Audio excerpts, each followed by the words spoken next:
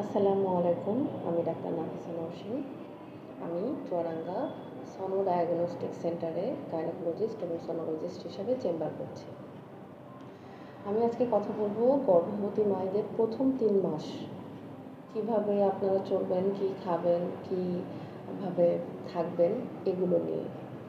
প্রথমত যখন কোনো মেয়ে কনসিভ করে তখন তার আসলে অনেক চিন্তা বেড়ে যায় যে প্রথমবারের মতো কনসিভ করলে তো আরও বেশি, যে আমি কীভাবে চলবো, কী খাবো, কীভাবে আমি থাকবো, আমার কী করা উচিত, কী করা উচিত না, এটা প্রত্যেকের মধ্যেই কম বেশি কাজ করে। তো আমার এই ভিডিওটি আপনারা একটু মনোযোগ সহকারে শুনবেন, তাহলে আপনারা মোটামুটি সব প্রশ্নেরই উত্তর পাবেন যে আপনাদের আসলে এই সময়টিতে কীভাবে চলা উচিত। প্রথমত আমরা আলোচনা করব যে গর্ভাবস্থায় মোস্ট ইম্পর্ট্যান্ট থিংস, যে আমরা কি খাবো।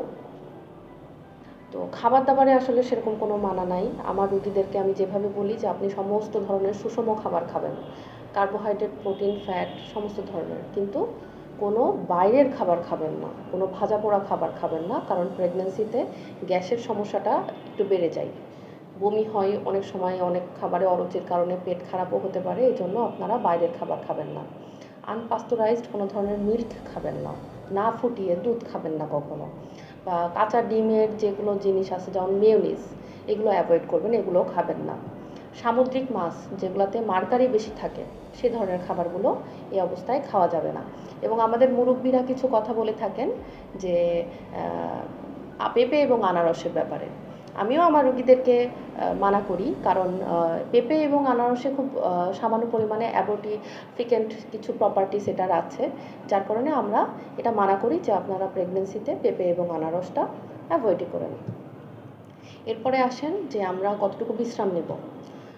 প্রথম ৩ মাসে বিশ্রামটা খুবই গুরুত্বপূর্ণ, কারণ অনেকের বমি বমি ভাব থাকে এবং অনেক ধরনের সমস্যা থাকে, দুর্বল লাগে শরীর, অনেক হরমোনাল চেঞ্জ থাকে শরীরে, যার কারণে আসলে এরকম প্রতিনিয়ত প্রত্যেকটা মেয়ে এরকম কম বেশি এরকম ইফেক্টের মধ্যে দিয়ে যায়। তো যার কারণে আমরা বলবো যে আপনি অন্ততপক্ষে দুপুরবেলা ২ ঘন্টা রেস্ট নেবেন, ঘুমাবেন, এবং রাতে আপনি ৬ থেকে ৮ ঘন্টা ঘুমাবেন। এখন আসেন কাজকামের ব্যাপারে। আসলে কাজকাম নিয়ে সেরকম কোনো মানা নেই। আপনি কোনো ভারী কাজ করবেন না। সংসারের যে কাজকাম আছে নর্মাল, যারা আর কি ওয়ার্কিং মাদার আছেন, যারা অফিসে যান, তারা তাদের কাজটা কন্টিনিউ করতে পারেন, কিন্তু কোনো ঝাঁকিযুক্ত কোনো যানবাহনে কিন্তু ওঠা যাবে না। যে কোনো জায়গায় বাইরে কাজ করলে দেখা যাচ্ছে যে যে এলাকাটাতে ঝাঁকি আছে সেটা অ্যাভয়েড করতে হবে, সেটুকু দরকার হলে আপনার পায়ে হেঁটে যেতে হবে, কিন্তু রিকশায় অনেক সময় ঝাঁকিতে কিন্তু অনেক সময় সমস্যা হতে পারে। এবং ভ্রমণের ক্ষেত্রে আমরা নিষেধ করি যে প্রথম ৩ মাস আসলে একটু কম ভ্রমণ করাই উচিত।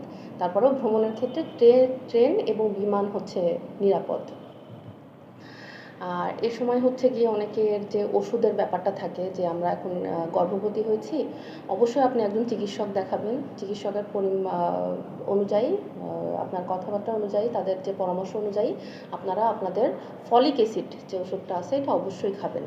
এটা বাচ্চার ব্রেন এবং স্পাইনাল কর্ড ডেভেলপমেন্টে হেল্প করে। So folic acid is very much important. এটা ইনফ্যাক্ট এটা গর্ভবতী হওয়ার প্রথম থেকেই খাওয়া উচিত। একটা মহিলা চিন্তা করতেছে যে না আমি বাচ্চা নেওয়ার ট্রাই করবো, প্রথম থেকেই আপনি এই ওষুধটা খাওয়া শুরু করে দেবেন, যাতে এটার কোনো ঘাটতি আপনার শরীরে না থাকে। এটা খুব অল্প দাম, কিন্তু এই ওষুধটার কার্যকারিতা অনেক বেশি। এবার আসি আর একটা টপিকস, যে এটা নিয়ে আর কি অনেক মেয়েদেরই কোশ্চেন থাকে, যেটা হচ্ছে সহবাস।